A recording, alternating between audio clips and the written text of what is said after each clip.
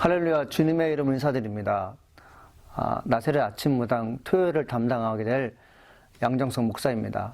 하나님 말씀을 통해서 샘을 얻고 말씀을 통해서 인생의 나침판을 정확하게 자리 잡는 귀한 시간 되기를 간절히 소망합니다. 아픈 일을 당했을 때 유연하게 현실을 받아들이고 지금부터 해야 할 일을 찾아서 실천하는 사람이 있습니다. 이런 분을 곁에 두고 있다면 은혜로운 사건을 경험하게 되는 동시에 교훈이라는 것을 얻습니다. 교훈의 정의가 많겠지만 나도 이렇게 살겠다는 결심을 얻어내는 것입니다. 반면 조심성이 없이 주어진 현실을 불안해하는 사람이 있습니다. 불만을 가슴에 담고 흔적을 지우는데 시간을 보내는 사람을 보게 됩니다. 곁에 있는 사람은 긴장하게 됩니다.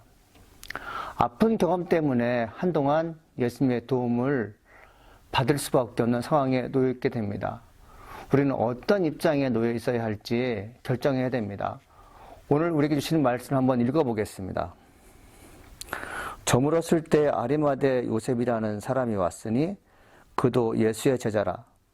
빌라도에게 가서 예수의 시체를 달라 하니 이에 빌라도가 내주라 명령하거늘 요셉이 시체를 가져다가 깨끗한 세마포에 싸서 바위 속에 판 자기 무덤에 넣어두고 큰 돌을 굴려 무덤 문에 놓고 가니 거기 막달라 마리아와 다른 마리아가 무덤을 향하여 앉았더라.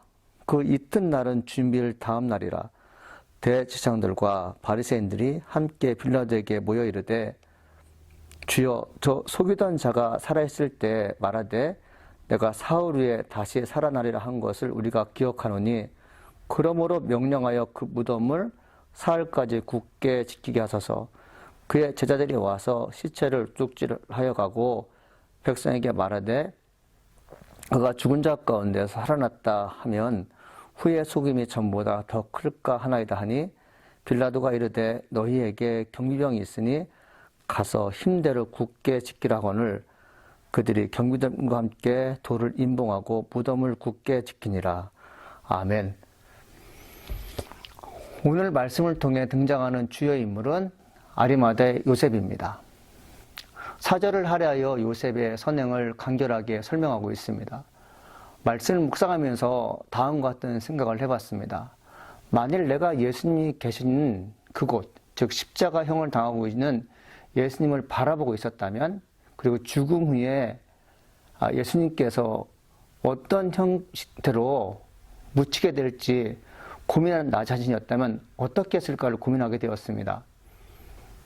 십자가를 지시는 예수님을 직접 보고 있는 나 자신, 그리고 그 후속 조치가 나는 어땠을까를 궁리했던 것이죠. 묵상하면서 가슴과 뇌 속에 흘러 들어오는 교훈은 아리마대 요셉은 용기가 있었습니다.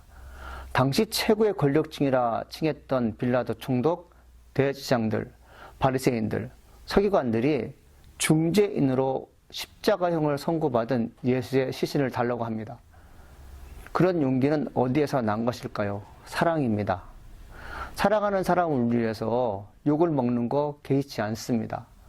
나를 위해 십자가를 지셨던 예수님의 헌신에 보답할 수 있는 것이 무엇인지 요셉은 한동안 고민했을 것입니다.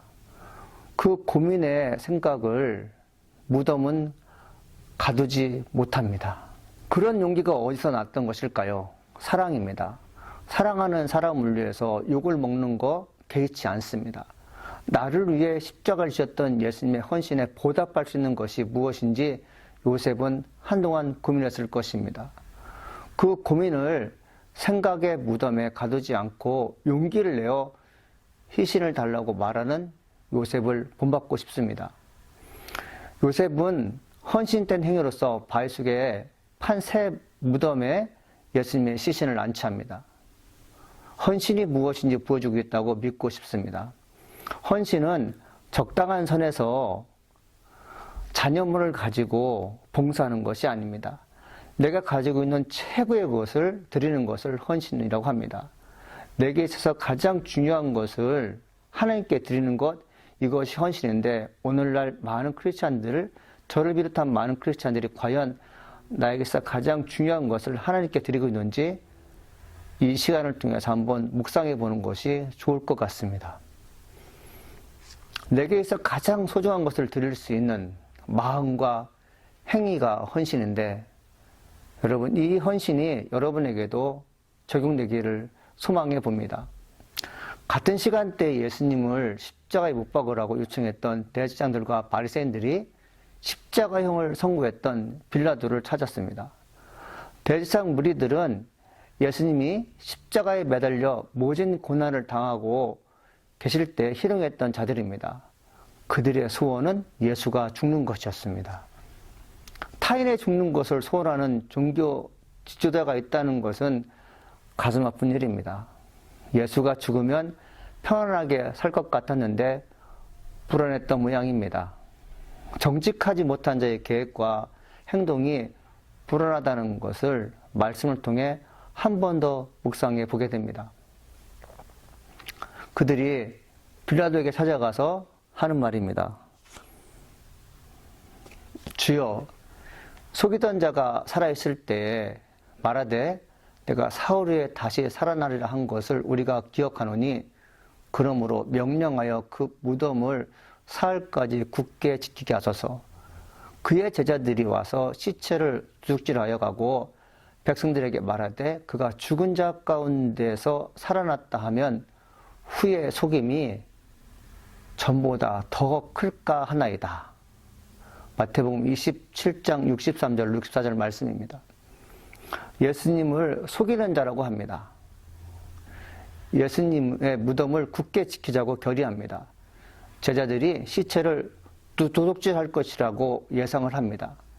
정당하지 못한 선동과 자기 유익을 극대화하기 위해서 의로운 자를 사지로 보내는 악행들의 결과가 평안할 리 없음을 발견할 수 있습니다.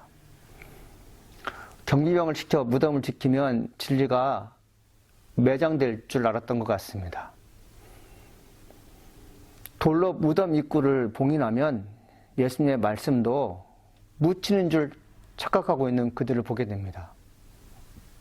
진리는 의로운 자에게는 은혜와 감사로 이어집니다. 그러나 진리는 불의한 자에게는 자신들이 거짓이었음을 드러낸다는 점에서 창피하고 부끄러운 결과를 얻습니다.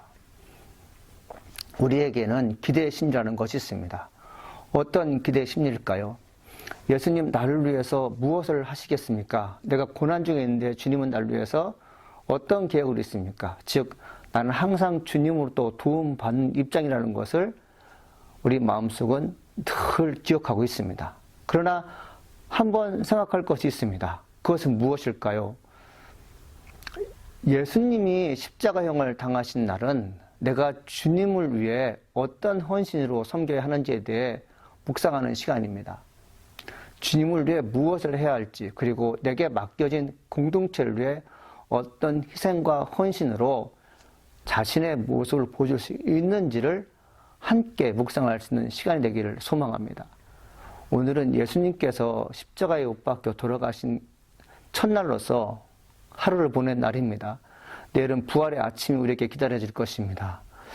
이 토요일 아침 여러분의 삶 속에서 주님의 영광이 드러나기를 간절히 소망하며 내가 주님을 위해서 그리고 주님의 몸된 교회를 위해서 무엇을 하면 주님께서 기뻐하실지 한번 고민하는 은혜로운 하루가 되기를 간절히 소망합니다. 기도하시겠습니다. 은혜가 풍성하신 하나님 아버지 감사합니다. 오늘 우리에게 주신 말씀을 통해서 나를 돌아보게 하시니 감사드립니다. 하나님, 우리가 주님께 받은 사랑을 무엇으로 보답할고 이것이 성숙된 신앙인이고 그리고 미래를 도모하는 위대한 크리스찬이 되는 길임을 저희가 발견하게 됩니다. 주님은 나를 위해 죽으셨고 나는 주님을 위해서 무엇을 할지 고민하는 하루가 되길 간절히 소망합니다. 주님의 능력과 권능이 나를 도와주셔서 내가 할 수 있는 범위 내에서 최선을 다해서 하나님의 영광을 위해서 힘쓰고 애쓰는 존귀한 자가 될수록 도와주옵소서. 하나님 감사합니다. 예수님의 이름으로 기도합니다. 아멘.